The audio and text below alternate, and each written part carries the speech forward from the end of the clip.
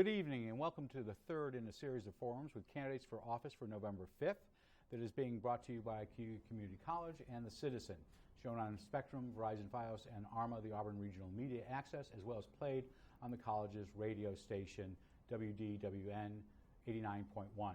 I'm your moderator, Guy Cosentino.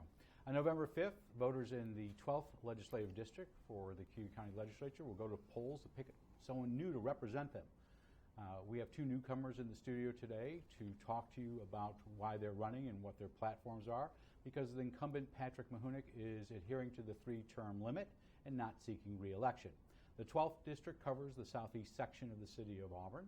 The position of a member of the county legislature is part-time and has a base salary of $13,500 per year. The 15-member legislature has 8 Republicans and 6 Democrats and 1 independent. That happens to be Mr. Mahunick. With just short of half the legislature up this year, and with several competitive races, this could be a year where you could see a switch in the legislature come January, when Republicans last year took over because of several people changing their party registration and taking over the legislature. Representing the press today is a familiar face, and that's Jeremy Boyer, the executive editor of The Citizen. He'll be asking the questions, as always, of our candidates, and been doing that for about a decade and a half. Prior to the taping of the show, the candidates drew lots to see who would be giving their 2-minute opening statements. They'll go in that order and reverse at the end for their closing statements. And we have in the studio both candidates for office today. They are Thomas Odessa, who is on the Republican, Conservative, Independent lines, as well as Trish Otley Kerr, who's on the Democratic and Working Families Party lines. Welcome, both of you. Thank you. Glad to have you in the studio. We'll start off with 2-minute openings. Mr. Odessa, you won the coin toss. Mr. Odessa is on the Republican, Conservative, and Independent lines. Welcome. Thank you, Guy. Good afternoon, everyone. My name is Tom Odessa. I am your District 12 County Legislative candidate. I'm married, 3 sons, 4 grandchildren, and a lifelong resident of Cuyahoga County. My campaign slogan is, "Let's work together." My educational background is a degree in business from Empire State College, SUNY, a retiree of Aussteel Nucor Corporation, and I am a small business owner, ProSeal Blacktop Sealing. I feel government functions best with people possessing diverse backgrounds, discussion, info, and compromise. I promise to bring a practical and personal approach to the position of legislature based on decades of life experience. My manufacturing and business background will bring people skills and sound financial practices to the table.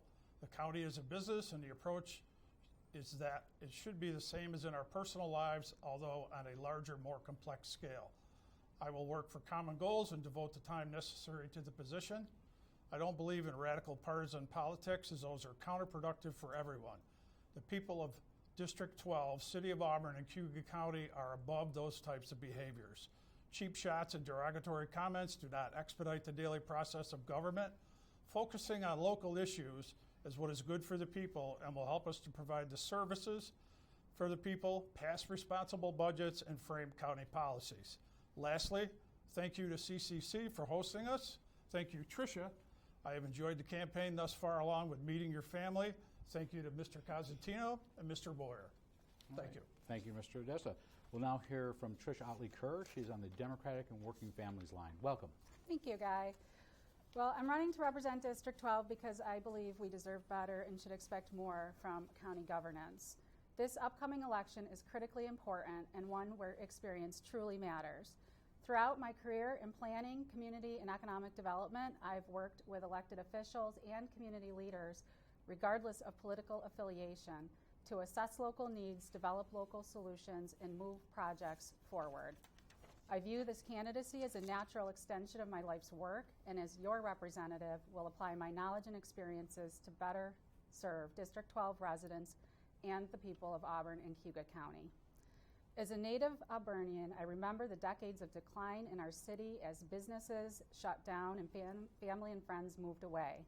Nearly 30 years ago, I graduated at the top of my class from Auburn High School and never imagined returning after college.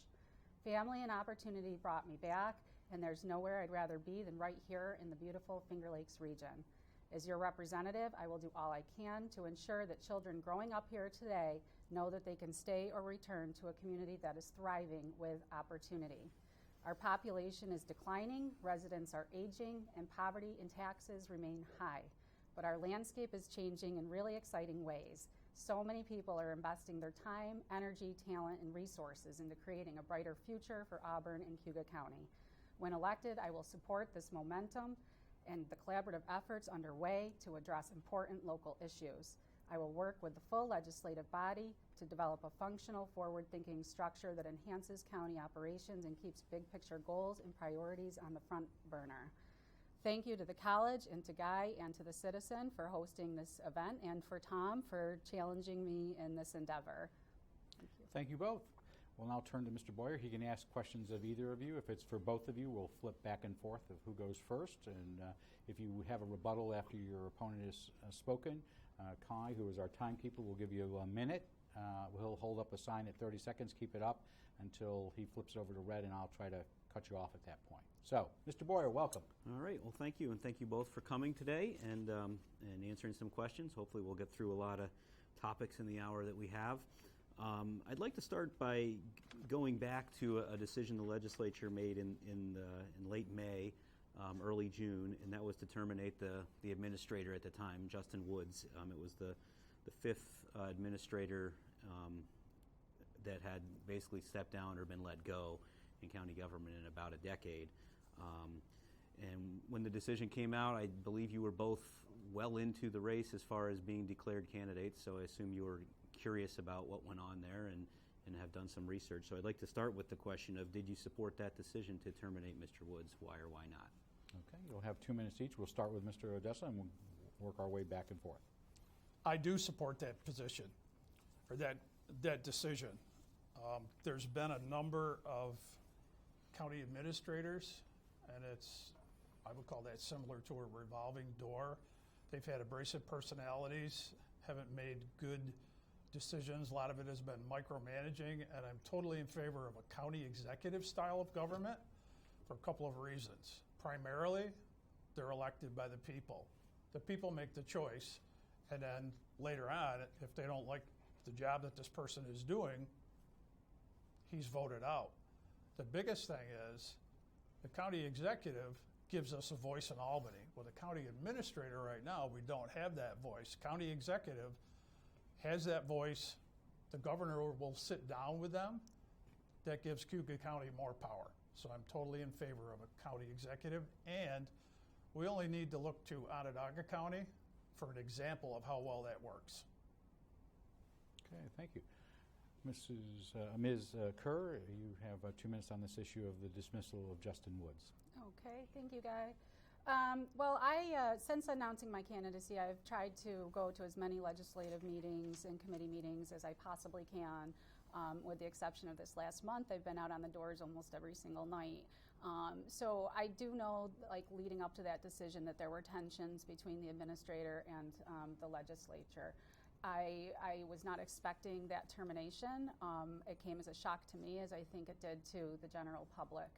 And you are correct, I have done my due diligence on it, and it became the focus of my campaign for quite a while in terms of looking at that structure and forming my thoughts around it.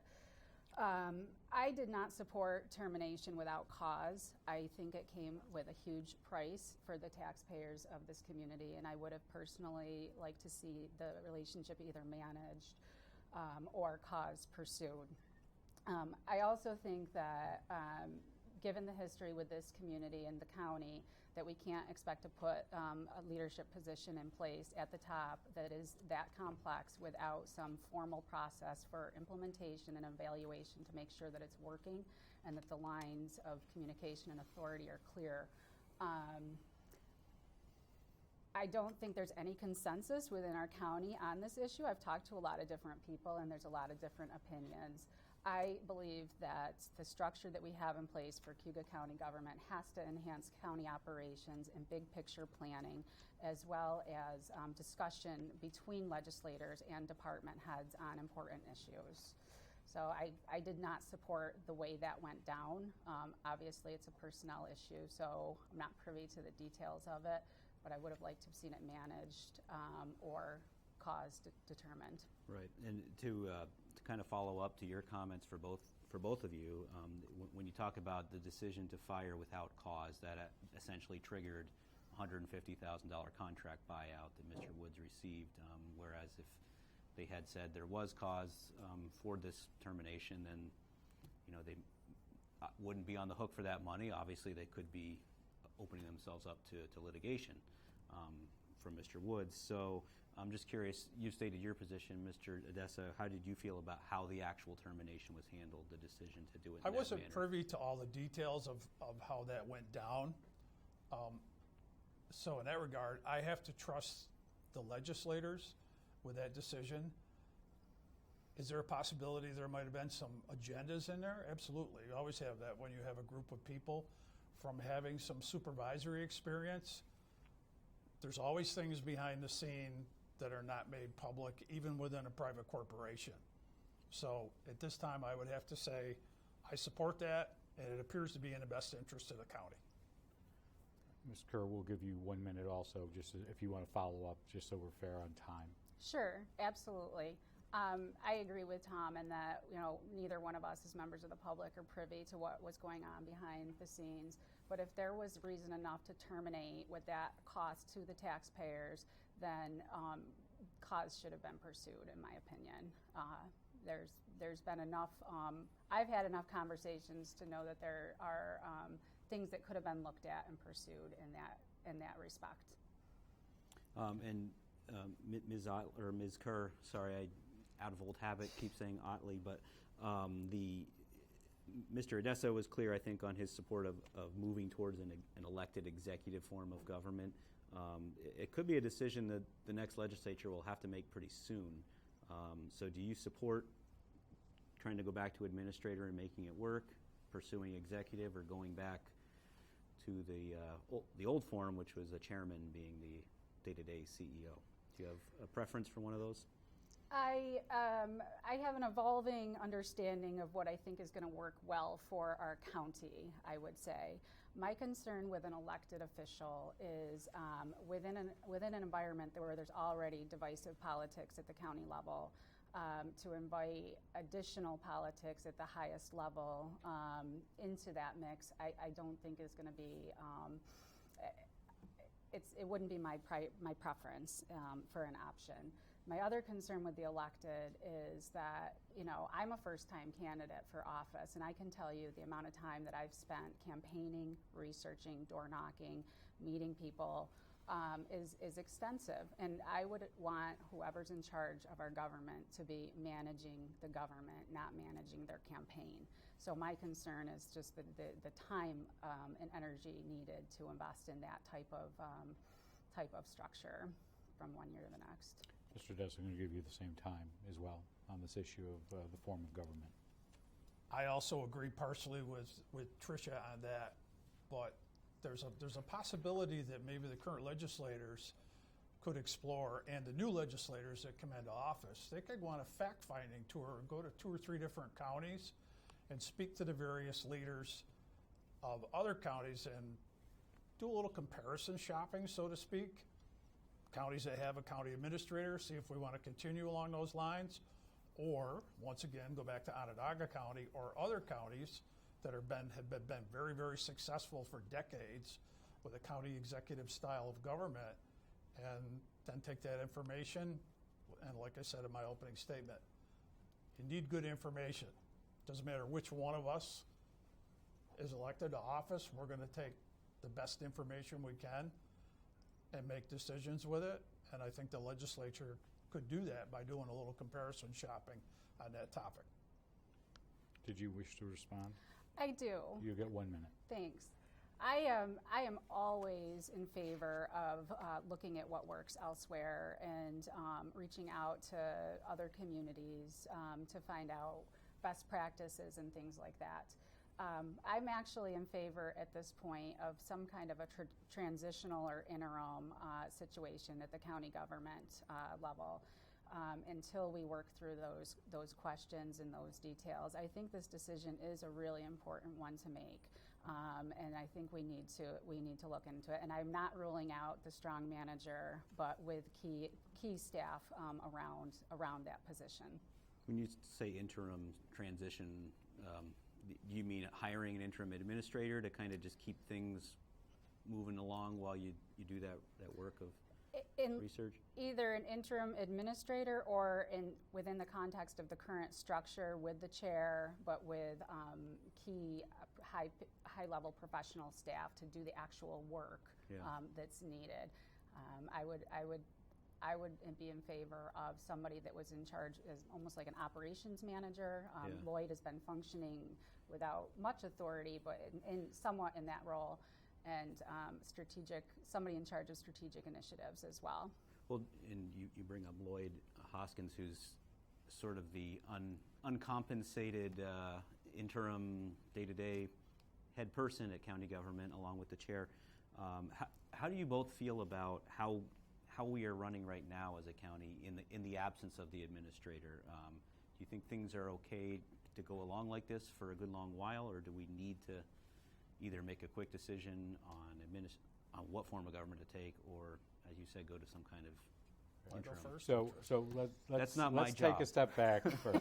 I'm going to give you a minute on the issue of the point that she brought up on the interim issue. Then we will get to this question. So you get a minute rebuttal. Then we will go to this, how things are running today.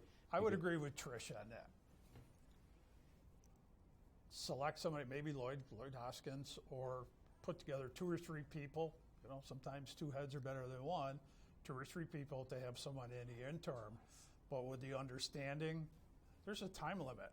We need to get this done and have continuity. And I've heard some grumblings from people when I've been out campaigning, and maybe Trish has too. People have asked me point blank, what's going on with the legislature? And they have a good point. So I think we need to expedite. If we're going to go that route with somebody in the interim, expedite it and look at a solution sooner instead of later. Okay. Now we get back on track. Ms. Kerr, you'll go back on the issue of how's the county running, the whole issue of Mr. Hoskins, who's the unofficial, if I can use that word, might be. interim. Sure. And you have 2 minutes on this, and then we'll go to Mr. Odessa. Okay. I think the county is doing an okay job of managing through the transition in terms of keeping the lights on, I would say. The county workers haven't missed a beat. They're working hard to deliver the quality services to the public. It's at the higher levels of organization and that big picture planning stuff that's not happening whatsoever. The county's going through the budget process now. That process looks similar to what it's looked like in the past. Department heads are submitting requests. They're starting to fill key positions, which is great. I was encouraged to see funds being put into the capital reserve accounts recently. That's a sign for planning for the future. Some legislators are extremely involved, visiting department heads regularly to check in and make sure that that things are going well. Having said that, I think that we are in a transitional state and we need to do better and we need to get this cleaned up. Shutting out the press is never a good idea. Department heads have stepped up in this vacuum, but that can't go on forever. There's been prolonged vacancies. There are no overarching goals or priorities that the legislature has set for the county or the community. Lack of planning for the future and the divisiveness politically is obvious there. So there's some good things going on, but there's, based on the current state, we're keeping the lights on. We need to do better and we can do more. Okay, Mr. Odessa, you'll have 2 minutes on this issue of the current state and Mr. Hoskins. Over the summer, I've interviewed a few department heads to get a more thorough understanding of government. And from those 4 department heads, I think overall we're doing okay. But once again, going back to the campaign trail, there's a lot of people out there that are questioning what's going on. They see, as Trish referenced, the political divisiveness, which we're never going to get away from that totally. That's when you have 2 different parties, 3 different parties, you're going to have that. But given the situation with Public Works, given the situation with the Office of Emergency Management and the pending lawsuit, some people truly question that and they've lost a good deal of confidence, and that in turn questions. I mean, I've felt it when I talk to people door to door. I don't know what Trish's experience, but they've lost a good deal of confidence. We need to get that back. Mr. Boyer.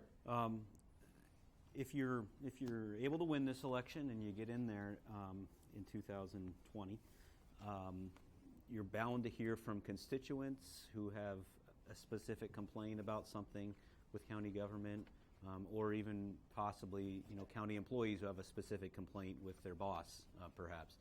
So, walk us through how you would handle that kind of interaction. A, getting that, being open to taking that information, and B, what do you do with that information? Where do you go next with it? Okay, we'll start with Mr. Odessa. You have 2 minutes on this subject. I'm glad you asked that question. First of all, with constituents, if I'm elected, I know from experience, from my law enforcement experience, carry a little notepad, carry a pen with you, jot down the information, get the people's information, call them back. Never leave them hanging. Tell them to contact you at home by your phone if you want to do that, or by email. When it comes to an employee, and I strongly believe this and I know it to be a fact, county legislators are not in the business of disciplining any employee. We have a process in the county government. 1, that person is supposed to go to their direct supervisor. 2, they have a union representative. 3, and most importantly, we have a county attorney. And 4, human resources. I would still take their name, jot down the time, date, and place, refer them to the proper avenue, unless it was something so egregious, workplace violence, sexual harassment by a direct supervisor, something of that nature, then I would tell that person, you need to do this, go to the attorney right away, go to human resources. And I would also personally go to human resources and say, I talked to this person, this is what I told them to do, it's now in your hands, but I would also follow up at a later date to see what kind of recourse that person had. Okay. Ms. Kerr. My response wouldn't be much different from Tom's in how to handle employee issues. I don't believe legislators have a place in that mix, other than to maybe direct the employee to the right resources to get that handled. Regarding constituent issues, absolutely, what I would be doing is connecting that constituent with the department head that is overseeing that issue.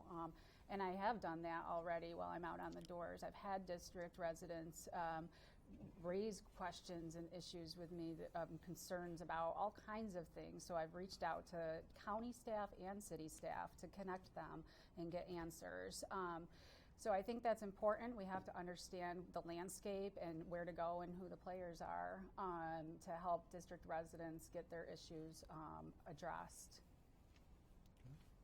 Mr. Boyer. All right. Well, let me ask you about a couple district-specific questions here on District 12. The first is the person whose seat you will be filling, Pat Mahunick. Obviously, voters must have appreciated some of what Pat was doing, because they elected him, and then I think twice he got reelected without being contested. So, can you kind of compare what you know of Pat and how you would be different from him, and also how you would maybe emulate or be similar to him? Since they know him well, how would you be different? How would you be the same? Ms. Kerr, how you like, how you different? Sure. So I've thought a little bit about this question and anticipation of it, and it's also, big shoes to fill, somebody that's held a seat for that long, and his family is entrenched in the community and whatnot. I know Pat. I've worked with Pat professionally. I think we're both, we're very similar in that we are professionals working in the community. Pat is community oriented. He's been on boards that I've been involved in. I appreciate his service and his family and his long tenure. One of the things that we're very similar on is Pat is unaffiliated. I am unaffiliated. I'm an independent. I have been pretty much my whole life. It started in part when I was a public servant and really needed to stay neutral politically. I am endorsed by the Democratic Party and the Working Families Party. But that's one similar similar aspect between me and Pat is that I have seen that Pat does not vote party line, and I like to consider myself open-minded and independent in that way. Probably where we would differ the most is that Pat has a commute. He works out of the community, so I live locally and work locally. My work is literally 2 minutes away from the county office building. So I think that just by virtue of that, I would be much more present and hands-on maybe than Pat has had the opportunity to in the past, just because he doesn't work locally. Okay, thank you. Mr. Dessa, how you different from Mr. Mahunik? I would say we are different in the fact that I am more of a blue-collar person and Pat is a white-collar person. Come from different backgrounds, obviously different education, but everyone that I've spoken to about Pat says the same thing. Very well respected, very knowledgeable, and I respect him because of the way he overall shoulders his personal and professional responsibilities. It's a big cross to bear, traveling. You know, he probably travels an hour a day. He's on different committees. He's on the county legislature. He's involved in the community. I can identify with that a little bit. Years ago, I worked full-time at Nucor, ran my business, and I was also animal cruelty investigator for the SPCA.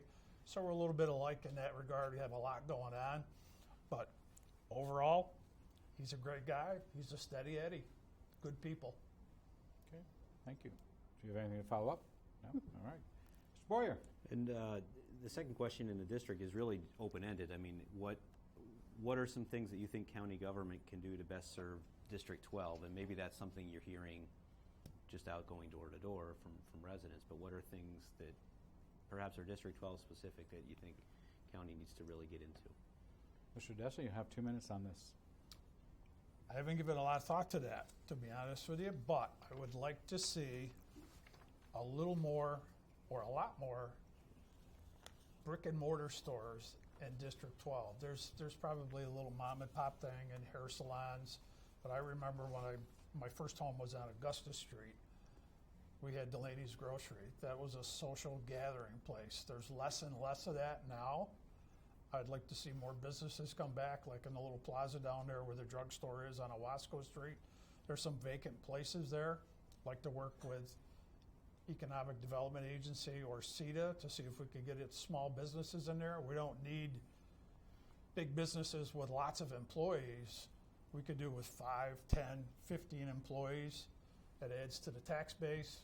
Those people spend money in the community. They buy homes here. They raise their children here. Thank you. Ms. Kerr. Sure. I absolutely agree with Tom's assessment in terms of opportunities for economic development and growth within District 12. We don't have a lot of commercial activity, but we have some commercial zones that are could be revitalized for sure. I personally think the best thing that county government could do for District 12 residents is to get its act in order. We need a functional, forward-thinking government in order to better serve the public, not just in District 12, but in the city and in the county. And there's a lot of work ahead to be done to get that working right. A couple of things that I've had come across my plate on the doors. I've had residents concerned about lead in the water that I've followed up on and learned a lot about that issue, as well as the lead problem in our aging housing stock. So I think there's opportunities there to address some of those concerns. I've had residents up near the high school interested in connecting to the trail that the city put in along the river. So I've reached out to the city to find out, what are the time frames and processes for completing that trail section. Overwhelmingly, the majority of the residents in District 12 are concerned about affordability and having a community that is a place that they can work and live. Okay, thank you. Mr. Boyer. We'll switch to water quality now. You brought up lead, but a big one obviously has been blue-green algae and phosphorus and other nutrient loading in Owasco Lake. And a big step in dealing with that is a major revision to the watershed rules and regulations that's been underway, and a draft of those came out in the spring. So ultimately, the legislature will be asked to weigh in on that. I'd like to ask both of you what your assessment is of that draft plan, and going forward, really just what's your assessment? What do you like? Any changes you would like to see in it? Ms. Kerr, you go first on this one. Sure. Well, first of all, I just want to commend the individuals and the organizations that are part of that process. It's a long time coming, 35 years in the making since those regs have been updated. And there's a lot of stakeholders involved and a lot of competing interests that maybe have differing points of view that we need to come to consensus on. So I have read the rules and regulations. I submitted my comments over the summer as part of, I think it's 30 pages of comments that the county received and is now trying to sift through. My main comment that I have related to watershed rules and regulations is that we really need to act now. Some of the time frames that are in there are too long, I feel. 5 years for implementation. I have a lot of experience with grants, so I know that by the time you apply for a grant and then you wait for the funding and it comes through and then you have to ramp it up, that 5 years could turn into a lot longer than that. So we really need to start looking now at the implementation piece of the rules and regs so that we're prepared to hit the ground running. And there's no reason why we can't start doing some of this stuff right now. Mr. Odessa, on the issue of the recommendations? I also agree with those recommendations, and to take it a step further, I would like to see a regional water equality authority, Skaneateles, Owasco, and Cayuga Lake. I think we need to pool all our resources, pool our talent, pool the monies, and get on this sooner instead of later. I've used Owasco Lake for over 60 years. I've seen the changes. They're very dramatic. This issue is a passionate issue for me. I've been out with two of the watershed inspectors from the Owasco Lake Management Council, and as recent as today, Ed Darrow and myself, we just left them at 2 o'clock, went out with Doug Kirst from Soil and Water Conservation District, took a tour for about 2 hours, saw some projects that they're working on. One thing I would like to comment on is I learned about with the watershed inspectors about crop setback, ditch remediation, sediment traps to keep the nutrients and some of the sediment flowing into the lake. And what I was impressed with the most is the crop setback, which is the distance that the crops are set back from the ditch. And I want to applaud the farmers on that. A great number of them are doing this voluntarily, and it's a big contribution to keep the sediment and the phosphorus from going in the lake. I agree with Trish. It's got to be done now. I think this is the issue for the city of Auburn and Cayuga County. Water's our lifeblood. That's the most important thing we have right now on the table. Okay. Just for our viewers, we'd like to let you know that we're a little bit over halfway through our forum for the 12th Legislative District for Cayuga County.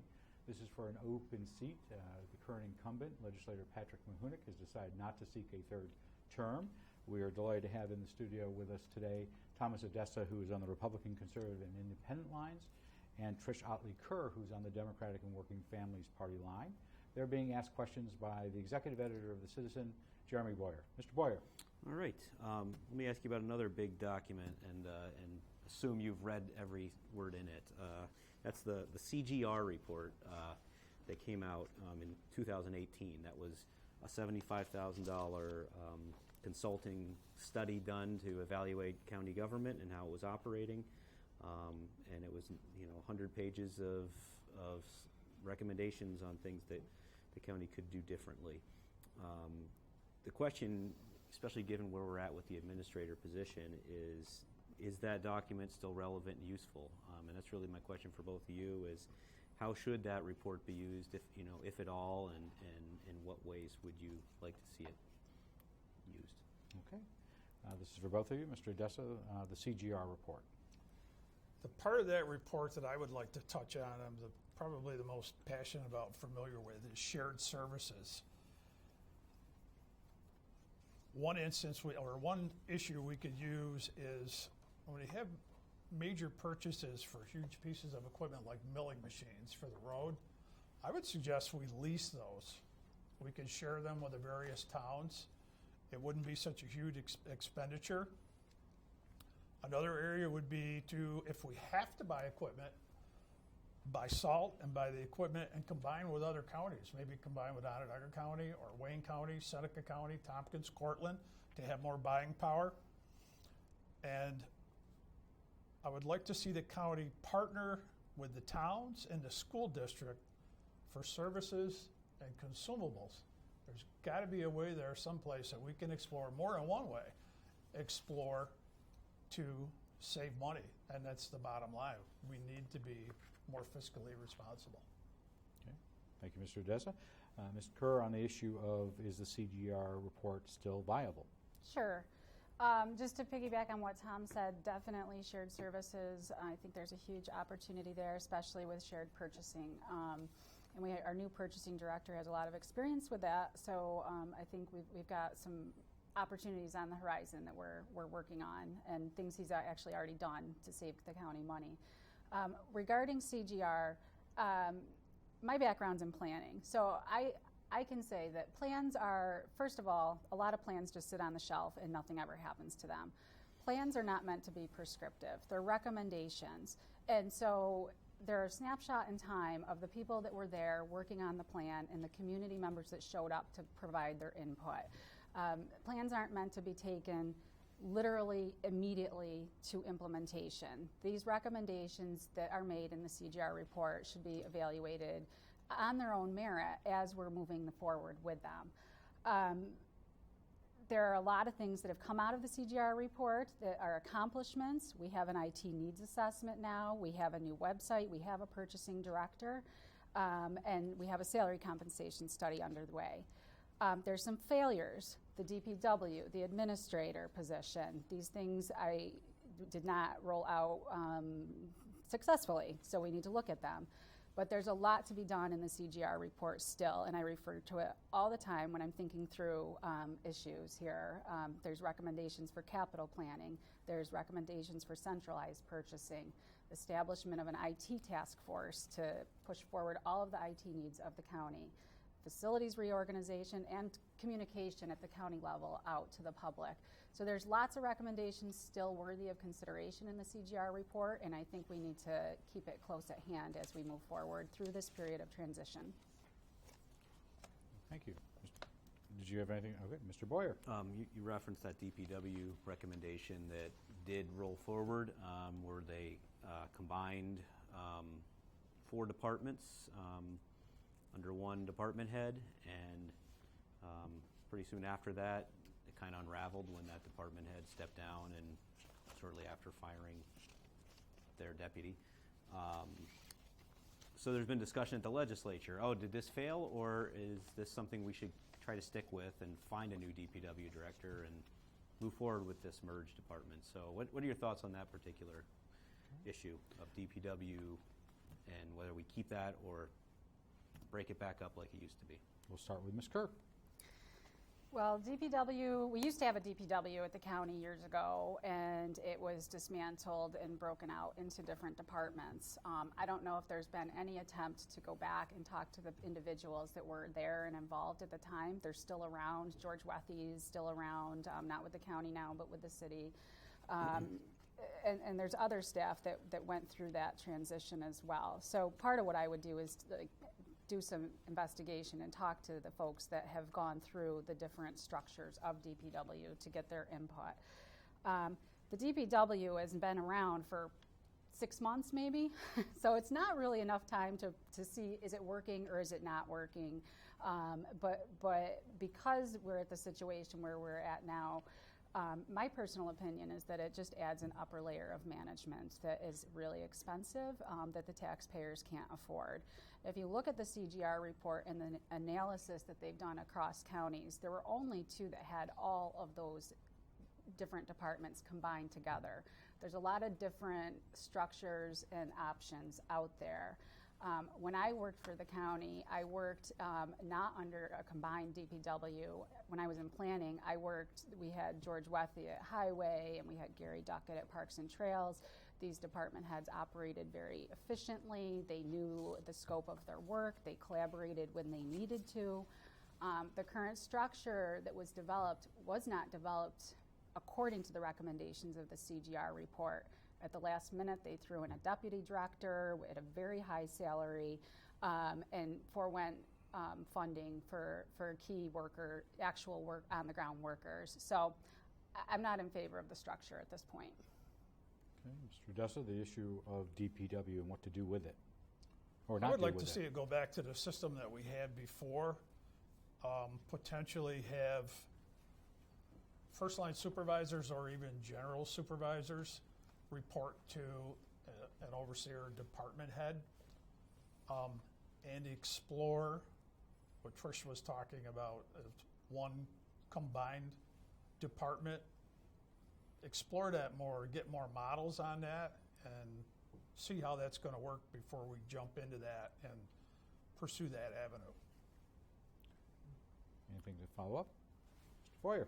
A big one that the legislature has really been talking about for years, and we just kind of haven't made a decision, is the county office building downtown. Old structure that needs a lot of work, and the debate is we put a lot of work into that structure where we'd also have to deal with asbestos remediation because of it being in that building, and you can't knock walls down and have asbestos all over the place. So do you go that route, or do you look at building a fresh new building somewhere? And do you have a preference for one of those options, and why? Mr. Dessa, the issue of the county office building. That's an easy question with a difficult answer. I can see both sides there. First of all, there's some asbestos in that building. That's a whole different animal in and of itself. I favor the central location. We have good parking down there behind the building for the employees, visitors. We have good parking out front. DMV is there. People are used to coming to the county office building. They know where it is. To go to another location is a huge expenditure. And how many studies are we going to do? Maybe environmental impact studies, or studies of traffic flow and things of that nature, how much it's going to cost, where the offices are going to be. We need to look at that expenditure. It could be just astronomical, whereas rehabbing the structure that we have is the most cost-effective way to do it. Ms. Kerr, the issue of the county office building, what to do with it? Well, I personally, we have to look at the numbers, obviously. I personally believe the county needs to maintain a presence in downtown Auburn. That's where the concentration of residents utilizing services are located. As Tom said, it's accessible, it's walkable, it's on a bus line, there's lots of parking, etc. This has been talked about for a long time, as you said. And what I really think we need to do, there's cost estimates that are out there. Gary Duckett from Buildings and Grounds has done a very detailed cost estimate for renovation of the county office building. There was an energy plan that was done a year or two ago that looks at some of those things. We really need to look at this within the context of a capital plan for the county, for its physical assets, because the county office building is just one of many assets that we own that we currently are not planning for in long-term maintenance and care of these facilities. And part of that capital planning process establishes priorities between these projects. So yes, the county office building is an issue. How does that compare to some of the other capital issues that we have and capital needs of county buildings? Without a comprehensive look at all of this stuff, we're not going to know. Mr. Odessa, did you have something to follow up on? Okay. Mr. Boyer. In terms of working with the city, that's something that we hear people talk about, but I'm curious about, as a county legislator, how much of a priority is that for you to be, do you go to every single city council meeting as a county legislator? Or do you just kind of pay attention to the news, and if you feel like you need to weigh in, you weigh in? So I'm just kind of curious, how important is it to you to stay on top of city issues and city council issues? And secondly, how do you go about building a relationship with city government officials? Ms. Kerr, the issue of city-county relations. Sure. Well, I think it's extremely important. And I think there's a disconnect right now with the legislators that represent the city on county government, on the county legislature and city council. I would be looking to build relationships with the city. District 12 residents are city residents. I've met with several city staff at this point to talk through different issues that are impacting city and county government. The shared public safety complex is one example of that. But there's an opportunity to share resources between the city and county that would be enhanced with relationship building and collaboration. So I don't think we need to go to every city council meeting, but when important things are on the agenda that are being discussed, that are county business, we need to be there and we need to be hearing the conversations. I work really well with city council. I worked for the city for a couple of years. I have relationships with most of the departments at the city and a lot of the staff, and have worked professionally with council on many different things. So I think it's our responsibility to be that liaison between city and county government because of the unique nature of our representation. For segments of the city. I also think there's an opportunity for city legislators to kind of get together every once in a while and have conversations about issues that are happening at the county that are impacting the city, and just talk through and have some conversations about those things. Okay, Mr. Odessa, the issue of working with the city. I would agree with Trish on that. It's vitally important that we forge those relationships. Politics, the legislature, city council, nowadays, they're all intertwined. We're all part of the county. Auburn might have a little bit different governmental process. We need to have those relationships. I'm personal friends with Deb McCormick and her husband. Totally different parties. Doesn't mean you can't have a friendship. They're neighbors. They're right down the street. Probably one of the best things about this campaign is I met Trish and we've become friends. Different philosophies, different backgrounds, but that's where good ideas come in. Yeah. So sure, we need to go to City Hall. I've attended a few of those meetings over the summer. Deb McCormick, Mr. Cuddy, they have different ideas than Tim LaCastro, who's a personal friend of mine, but they both have good ideas. So it's like, I would say, and this may sound a little bit hokey, it's like going to the grocery store. You pick something here off the shelf and here off the shelf, and you go to the frozen foods and you go to a different part of the section and you bring it all together. That's what you're doing. You're bringing it all together for the people, for a common goal. Yes, we need those relationships, and you have to have a good relationship with City Hall. Thank you. Mr. Boyer, you're going to get one regular question. You might get a short one in there, so choose carefully. Short. Tricky. Okay. Well, I want to make sure we get to the county proposition that's on the ballot, related to redistricting and term limits. Basically, voters are going to be asked, should the county establish a 2-year limit or a 2-year term starting in 2020 to get everyone on the same election cycle, and then going forward to have 3 4-year terms. And by doing that, they'd allow for easier redistricting potentially. So it's a long question for a simple yes or no answer in terms of do you support that, but can you tell us, are you going to vote yes or no on that? And what are your thoughts on why? I believe Mr. Odessa goes first on this one. You'll have 2 minutes. I mostly support that, and here is why. If we can go down to, if we redistrict, part of it will happen in the city and part of it will happen in the rural areas. Say we go down to like 10 or 11 legislators. That's cost savings for salaries and for benefits. But I would like to see the weighted votes from each district get closer together to make it more equal. They're supposed to be plus or minus around 5%. That's my understanding. I don't know if that's a fact, but that's the information I've been given. A drawback to this for the redistricting and less legislators, and Trish would probably agree, less legislators, we have less input, less information, and we need to keep that information flow going.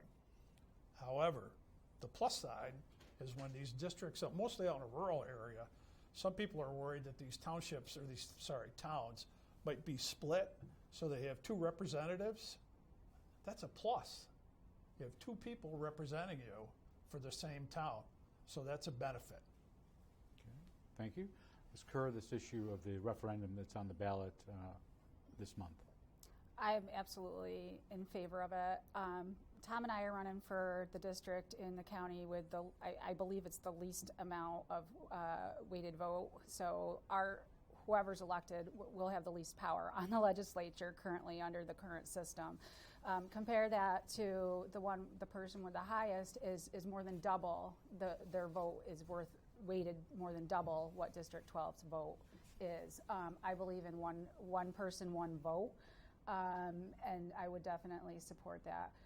The last 2 county budgets passed with a minority participation from the legislature. So the weighted vote system it's not something that I favor. I think we have to pass the proposition, and we have to get all of the terms on the same cycle in order to redistrict. So that has to move forward in order to eliminate the weighted vote system, which I would strongly advocate for. Mr. Boyer, we're going to end up where we should be.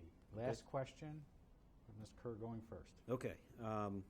Well, there's been a couple small, little subtle differences between your answers today especially on policy and issues. So I just, as best you can without, it seems like neither one of you want to, slam the other one, which is great. But tell us, why are you the better candidate? What makes you the better choice right now for the voters? Ms. Kerr, you'll get to go first. Sure. Well, I'm not even going to look at my notes on this one because I've really appreciated getting to know Tom. I see him almost every morning when I'm walking my dogs past his house. He's getting ready to go to work, and I'm getting ready to go to work. He also, almost every time I see him, shows me pictures of small animals on his phone that he's rescued or whatever. So we both have a passion for animals and passion for the environment and all of that stuff. I think where we differ is in the experience category in terms of working with government. I have a lifelong record of service in this community, working with towns, villages, the city, at the county level. I understand local government and how it works. I understand what the different departments do, and I have a deep understanding of the needs in this community from my experiences, not only in public service, but in private, working for nonprofit sector in this community. I authored the Community Needs Assessment for Cuyahoga Community Action Agency, so really dove deeply into some of the poverty issues in the county that are important priorities. My background educationally is also in planning and environmental policy and management, and I think that would also lend itself favorably to the job. So I would say experience is in the issues at hand are probably the most important thing. I also have a lot of experience with funding. I've secured millions and millions of dollars for this region and specifically for Auburn and Cuyahoga County for over 100 different local projects in economic development, infrastructure, community development, poverty, all kinds of different types of projects, enhancing government operations, building out the 911 system years ago.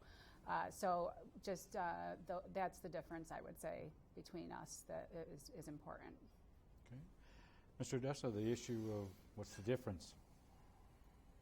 I think it's a refreshing difference. There is a drastic difference in our backgrounds. I have more of a people background, and like I said before, more of a blue-collar background. Trish has a technical background in planning, and I'll give her that. I have been involved in community events that are not on boards or serving on any commission. I implemented a fundraiser for Save Arb, donated to Matthew House, started the SPCA motorcycle ride, and I worked as a cruelty investigator for the SPCA. So my desire to serve the people and help the people has always been there. And this is part of my closing statement. Public service is still a noble profession when it is done right. I want to serve the people. I want to represent all the people from District 12. I would answer all their emails, phone calls, and I would even like to have town hall meetings at Hoops Park. Thank you. Thank you. Well, thank you, Mr. Boyer, for your questions. We're now going to turn to closing statements. As we said, we did lots at the beginning. Trish Otley Kerr, who's on the Democratic and Working Families Party line, will get 2 minutes to make her closing. Oh, I'm closing first? You're closing first. Oh, okay. Well, thank you both so much for hosting this forum, and again, thank you, Tom, for running and being my challenger and pushing me to think bigger and better about these issues. I'm going to repeat my opening statement. This election is critically important, and it's one where experience truly matters. My background in planning and community and economic development has prepared me to work effectively with the full legislative body through this period of transition and reorganization while keeping big picture goals and priorities on the front burner. Over the last 2 decades, I've worked with the city, most of our towns and villages, the county departments, the local school districts, foundations, nonprofits, and many business leaders in this community to develop projects designed to help our community and enhance government operations. Personally, I've been involved in many, many different causes in this community outside of my professional work, including Ignite, Cuba County's Young Professionals. I was a co-founder and coordinator of Ignite the Winter for many years. And that project started to bring people downtown in Auburn during the cold winter months when activities were slow. So personally and professionally, I've been involved. As your representative, I will work very hard to grow the economy, protect our natural resources, and create a community of opportunity for all. That includes doing all that I can to support the efforts of the Auburn Enlarged City School District to advocate for fair funding for education of our children. I am going to take a little bent here and invite everybody, because this is a really important issue, to please join me at the upcoming state forums and roundtables in Syracuse on October 29th and stand in solidarity with the school district on this critically important issue. When I'm elected, I will do all I can to ensure that children growing up in our community today have access to the best education and opportunities possible. My sleeves are rolled up. I'm ready to work for District 12, residents, and the citizens of Auburn and Cuba County. Thank you very much. Thank you. We'll now hear, that was not your buzzer, that was just something out in the ether out there. We'd like to thank Ms. Kerr on that. We'll now turn to Thomas Odessa, who's on the Republican, Conservative, and Independent lines. You have 2 minutes for your closing as well. First of all, thank you to everyone here. Trish, win, lose, or draw, we gained a good friendship out of this experience. I have no political experience or alliances, and my first home was in District 12. My roots are in this district, and I have my finger on the pulse of this community. For 30 years, I've done business with the people of District 12. I watched their children grow up. They've gone to college, start their careers. Some are police officers, accountants, teachers, and etc. Some stay here, most don't, and that needs to be reversed. I have attended the graduation parties, weddings, funerals of people here, and more importantly, formed lifelong friendships, and that is just part of my deep passion and connection here. Over the summer, various department heads, Brian Skank, Sue Dwyer, Kathleen Cuddy, and John Boodleman sat down with me outlining their roles in the county. They explained their budgets, goals, and experiences. Those interactions gave me an even more in-depth understanding of county government and a new appreciation of what our officials do every day to serve the public. I'd like to remind the voters, although bringing grant money into the county and the city is good, grants do come at a cost. Some of them have to be bonded, some of them are taxpayer funded. From implementing a fundraiser for SAVAR, donating to Matthew House, starting the SPCA and motorcycle ride, public service is still a noble profession when done right. I want to be the person that people select to protect our resources, maintain public safety, be a fiscal watchdog for the taxpayers, be an ambassador for the county, and always be involved with the people. Are these lofty goals and idle talk just to be elected? Not at all. Anything less than the people will be shortchanged. Our government serves the people, first and foremost, not itself. Please remember early voting at the Y Field, Clifford Park Field, October 26th, November 3rd. Once again, let's work together And if elected, I will always do these 3 things for the people: listen, listen, and listen. Thank you again. Thank you, Mr. Odessa. I want to thank you both for joining us this evening to talk about the issues and also putting yourselves out there in the campaign. Not always an easy proposition. We also want to thank Mr. Boyer, as usual, for his thoughtful questions. And most importantly, we want to thank you, the viewers, for taking the time to listen over the last hour to these 2 legislative candidates. We want to thank you for watching. We want to urge you to vote. Remember, it's on November 5th, but you can take advantage of early voting starting on Saturday, October 26th. And that is at Clifford Park or the Y Field, depending on your age and how you want to refer to it. We also want to remind you that there is a ballot proposition on the ballot to deal with legislative terms and changes for 2022. We'll return on Thursday with our final legislative forum for the 14th Legislative District, located in the southwest side of the city of Auburn, with incumbent Republican Majority Leader Michael Didio seeking a 3rd term against Democrat Gwen Weber McLeod. Next week, we'll have the candidates for the Auburn City Council, and in 3 weeks from today, we'll have the mayor, 2 weeks from today, we'll have the race for mayor. In between, on Thursday the 24th, we'll have the race for Cuyahoga County District Attorney. Because of the number of forums that we have this year, you can find them on the Citizens website or the college's YouTube site as soon as they run. The Auburn Regional Media Access, ARMA, will run this forum this Saturday and Sunday, and on Spectrum Channels 12 and 98 and FiOS 31 starting at 5 o'clock. And the college's radio station, WDWN 89.1, will air them at 10 o'clock in the morning. I'm Guy Cosentino for Cuyahoga Community College. We want to thank you for watching. We hope you have a good night, have a great tomorrow, and we will see you back here for the 14th Legislative District Forum on Thursday.